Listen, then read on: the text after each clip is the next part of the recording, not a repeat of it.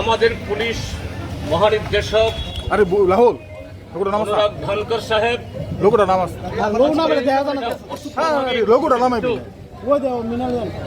এবং এই অস্বাভাবিক তার পেছনে যে আমাদের ত্রিপুরাজ্যে যে অস্বাভাবিকতা বিরাজ করছে, এটা এই দুর্ঘটনা তারই কারণ অনুরাগ ধানকর সাহেবের মতো একজন ফাইনেস্ট অফিসার, আত্মসম্মান বোধ সম্পন্ন অফিসার, যিনি এসডিপিইউ থেকে একেবারে ডিজি অব্দি উঠেছেন, এরকম বহু ঘটনা সামলে এসছেন, তার মতো একটা অফিসার নিজের জীবন নিতে পারে না, আত্মহত্যা করতে পারে না। এই ঘটনা এই ত্রিপুরাজ্যের মধ্যে, ত্রিপুরাজ্যের আইএস আইপিএস যারা সৎ দক্ষ, তাদের উপরে বিগত 8.5 বছর ধরে যে ধরনের মানসিকভাবে তাদেরকে পদস্থ করা হচ্ছে, তাদের স্বাধীনতা কেড়ে দেওয়া হচ্ছে, তাদের আত্মসম্মান আঘাত দেওয়া হচ্ছে, আজকে এই ঘটনার এই কারণ তার পেছনে। কাজে আমরা এখানে দেখেছি, তার একমাত্র ছেলে নাকি কানাডা, তার ছেলে এখানে আসা অবধি, তার দেহ দেখা অবধি, তার দেহ সংরক্ষণ করে যাতে তারপরে এই পোস্টমর্টম করতে হবে, তারপরে করা হোক।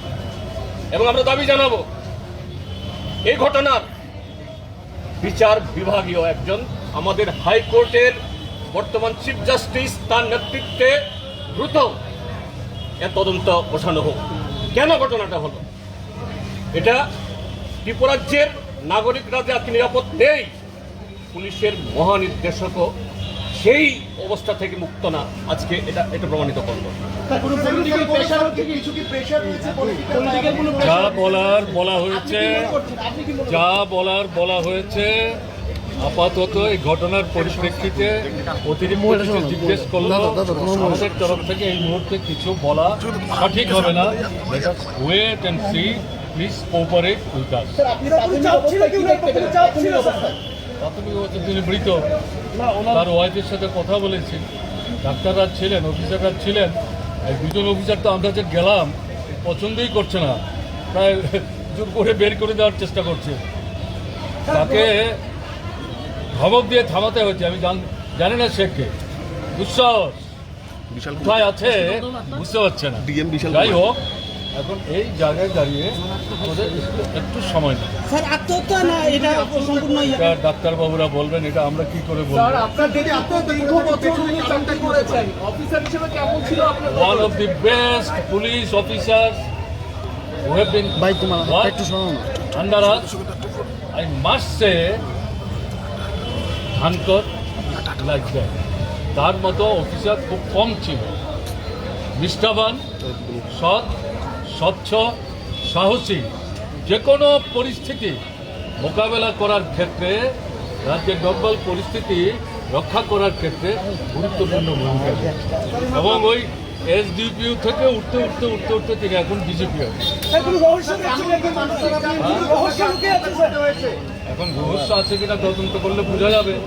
আমরা তো চট করে এই নিয়ে কিছু কথা বলতে পারবো না, আমাদের মুখ দিয়ে এগুলি কী করে বের করবেন।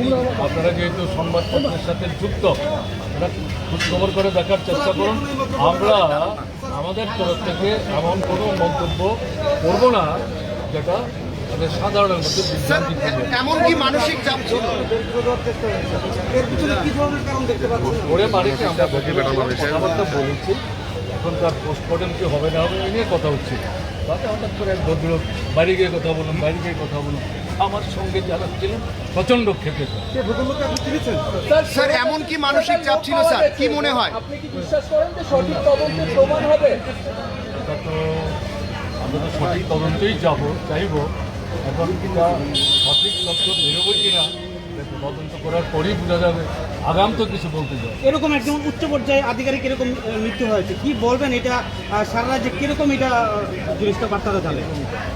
আমাদের রাজ্যে অস্বাভাবিক পরিস্থিতি চলছে, গণতন্ত্র আক্রান্ত, স্বাধীন কথাবার্তা বলার অধিকার সেখানে বিপন্ন, মিছিল করতে দেয় না, মিটিং করতে দেয় না।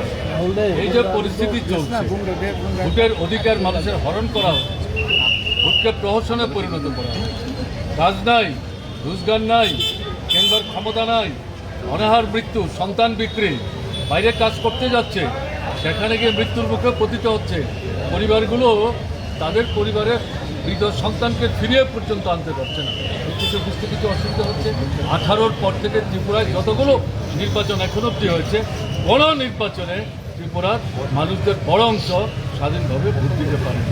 এই যে পরিস্থিতি, এই পরিস্থিতি তো বর্তমান যে সরকারটা চলছে তাদের রাজনৈতিক নেতৃত্ব তাদের দৃষ্টিভঙ্গির কারণেই ঘটছে। কাজে এই সমস্ত কিছু থেকে এই যে ঘটনাটা ঘটলো, একে বিচ্ছিন্ন করে দেখাটা ঠিক হবে না। তদন্তটা হোক, তারপরে স্যার কি এমন মানসিক চাপ থাকতে পারে, কি মনে হয়?